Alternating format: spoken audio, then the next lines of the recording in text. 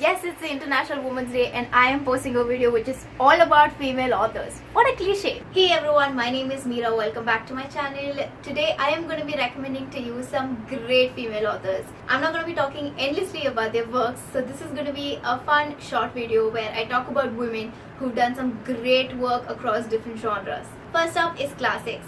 Now when I think about the classic genre, I can't think of any author I love more than Jane Austen. She has become one of my all-time favorite authors and I just really enjoy reading her books.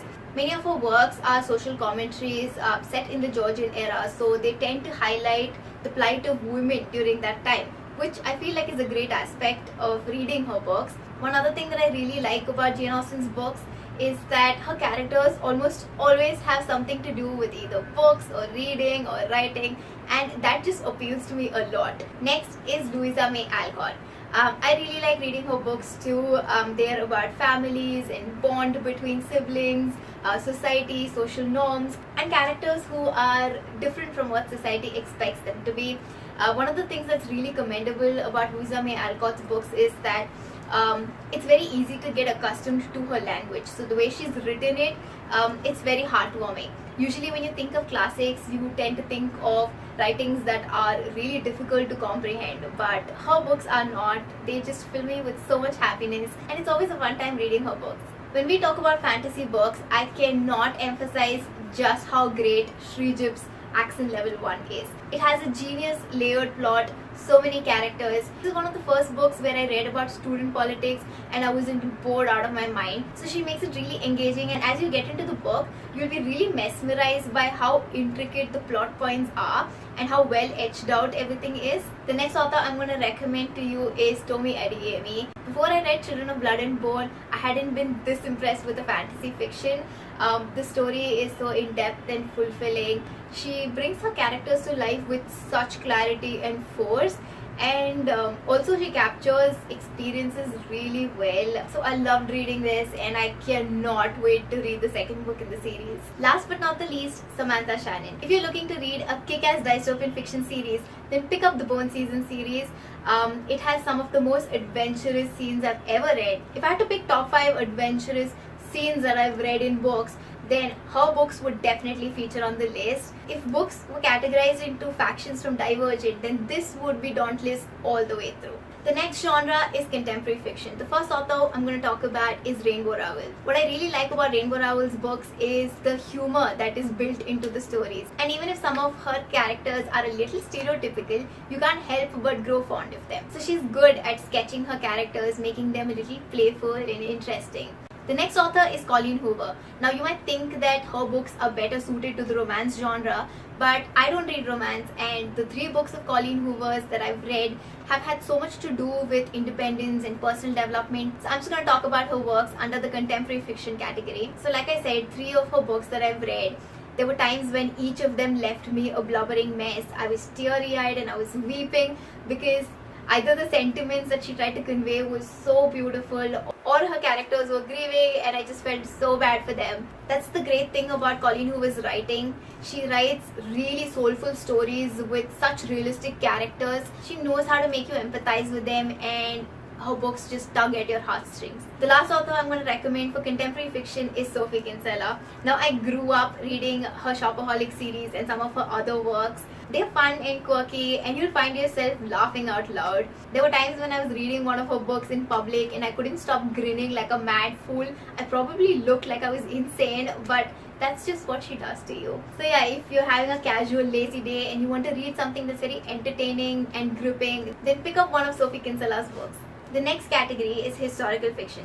Now Jessie Burton is the author of The Muse as well as The Miniaturist. Her books are well written and so pervasive. With this one, I literally felt like I stepped into the book into the 1930s and the 1960s. And there's this melancholic tone that keeps coursing in and out of her narrative. I like that her writing is very ambient. In this one, you get to read about women who want to succeed in the creative arts, who are so talented, but they can't because all these doors are closed for them and they don't really get opportunities. The second author I want to recommend is Madeline Miller. She takes her time establishing the story and introducing the characters. You really get to understand how dedicated she is to writing books from all the love and attention she gives her characters. After reading the Song of Achilles, I felt like I had known Patroclus and Achilles for a long time. That's the effect her writing has on you. Another thing that's very impressive about her writing is that she doesn't bombard you with a lot of facts. She knows how to incorporate events and these historical details into her stories without making you feel like you're reading a textbook. Moving on, let's talk about the mystery genre. My foray into suspense and mystery novels began with reading a lot of books by Mary Higgins Clark. They're quite engaging, and even though at times you may feel like some of her plots are a little familiar, they are gripping enough to make you want to sit and finish the whole book in one sitting. Also, Mary Higgins Clark's books are quite short, so you can literally just sit one afternoon and finish the whole thing. I would gobble up her novels one after the other during school, and I have such fond memories of the time. What is the mystery genre without E.Lockhart?